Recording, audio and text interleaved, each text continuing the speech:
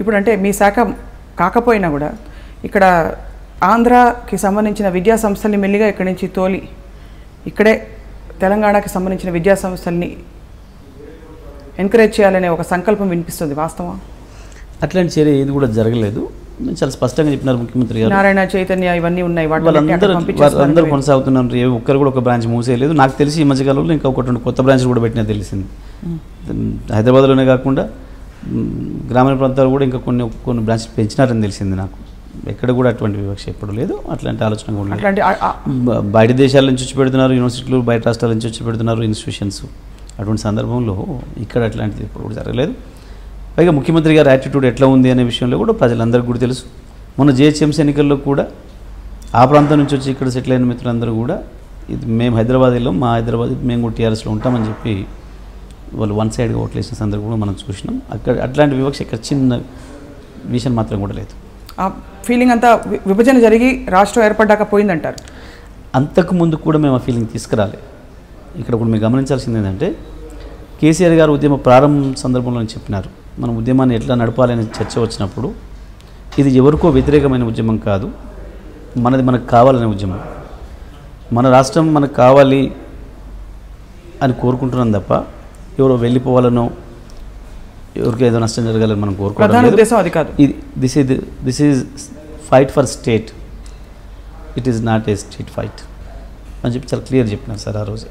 How eloquently put, fight for state, not state fight. Street fight, street fight sir చెప్పింది అదే మాట. But there were street fights all over. No no in the process never ఎప్పుడు జరగలేదు. Never ఒక్క రోజు కూడా ఒక్క క్షణం కూడా ఎప్పుడు జరగలేదు. మీకు చెప్తాను చాలా స్పష్టంగా వారు ఒకటే చెప్పినారు, ఇది ఎప్పటికైనా ఒక రాష్ట్ర ఏర్పాటు నిర్ణయం అనేది భారత పార్లమెంట్ నుంచి వెలువడవలసిన రాజకీయ ప్రక్రియ. అది చట్టసభలోకి వెళ్ళడం ద్వారానే సాధ్యమవుతుంది. ఒకవైపు ఉద్యమాన్ని నడుపుతూనే చట్టసభలోకి మనం వెళ్ళి అక్కడ అందరిని ఒప్పించి తెచ్చుకోవాలి తప్ప ఆ సందర్భంలో అవతలి వాళ్ళని కూడా ఒప్పించాల్సిన అవసరం ఉంటుంది. మనం వాళ్ళకు కొంత నొప్పి కలిగినా బాధ కలిగినా వాళ్ళని కూడా ఒప్పించాల్సిన పరిస్థితి కూడా ఉంటుంది. కాబట్టి మనం ఎప్పుడు కూడా వ్యతిరేక భావజాలంతో పోవద్దు. 69లో వ్యతిరేక భావజాలంతో వెళ్ళడం ద్వారానే ఉద్యమం నష్టపోయింది. అది ఇట్లా పాల పొంగులాగా వచ్చి పడిపోతుంది తప్ప అట్లా వచ్చేది కూడా ఎమోషనల్ వచ్చేది ఇట్లా ఉండకూడదు. అవతల వాళ్ళని ఆలోచింపజేసేటట్టుగా ఉండాలి. మా కోరిక న్యాయమైంది అని చెప్పి మనం ఒప్పించాలి తప్ప నువ్వు అన్యాయం చేస్తున్నావని చెప్పి వాడి మీద దాడి చేయడం కాదు మనం చేయాల్సిన పని. ఈ లైన్ తీసుకున్నారు సార్. 2009లో డిసెంబర్లో ఈ నిరాదీక్ష చేస్తున్న సందర్భం వరకు కూడా ఎక్కడ ఒక చిన్న ఇన్సిడెంట్ లేదు. మీరు బాగా గుర్తు చేసుకోండి, మీరు కూడా మీడియాలో ఉన్నారు అప్పటికి. ఎక్కడ ఒక చిన్న ఇన్సిడెంట్ కూడా జరగలేదు. ఎప్పుడైతే డిసెంబర్ 9 నాడు ప్రకటన వచ్చిన తర్వాత ఆంధ్రాలో వ్యతిరేక ఉద్యమం ప్రారంభమై ఆంధ్ర ప్రాంత నాయకులు కొందరు హైదరాబాదులో కూడా ఉండి కొన్ని అనుచితమైన వ్యాఖ్యలు చేసి తెలంగాణ వ్యతిరేక వ్యాఖ్యలు చేసి కొంత గందరగోళాన్ని సృష్టించి కేంద్ర ప్రభుత్వాన్ని భయపెట్టించి రాజీనామాల డ్రామాలాడి ఏదైతే వచ్చిన తెలంగాణ ప్రకటనను ఆపేయడానికి మళ్ళొక ప్రకటన చేయించినారో 23 డిసెంబర్ నాడు, ఆ తర్వాత మాత్రమే తెలంగాణలో కొంత ఎమోషన్స్ వచ్చినమాట వాస్తవం.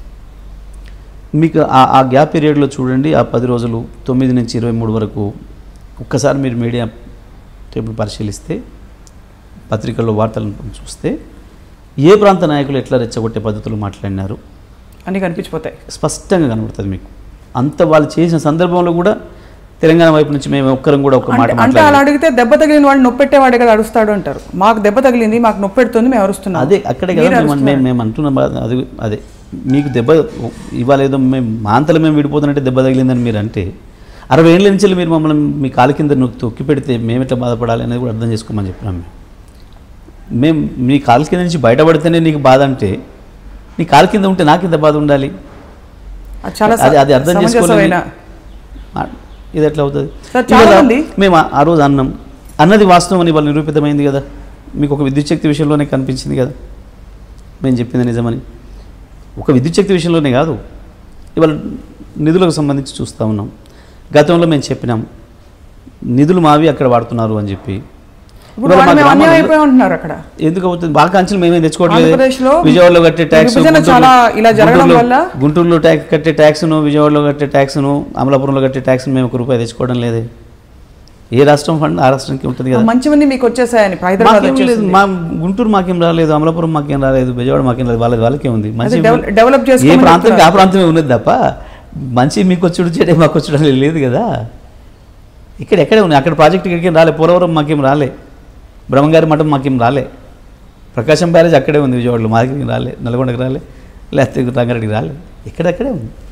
వాళ్ళ మాటల్లో పొరపాట్లు ఉండే, వాళ్ళ చేతల్లో పొరపాట్లు ఉండే.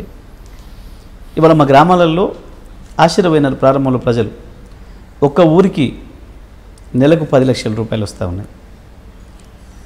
మీరు ఇంతకుముందు అన్నట్టు ఇక్కడ తొప్పుకొచ్చిండా కేసీఆర్ అన్నట్టుగా ప్రజలు అనుకునేది ఎక్కడ తీస్తున్నాడు కేసీఆర్, ఇవి అని ప్రింట్ చేస్తున్నాడా, గిన్ని పైసలు ఎట్లా పంపుతున్నారు మన ఊర్లకు. అసలు పెన్షన్ల పేరు మీద ఒక్కొక్క ఊరు 10 లక్షల రూపాయలు తీసుకుంటుంది వారు. ఆ ఊర్లో ఒక 10 లక్షల రూపాయలు వచ్చినాయి ప్రతి నెల అంటే ఆ ప్రజల్లో ఎంత సంతోషం ఉంటుంది, ఎంత ఆనందం ఉంటుంది.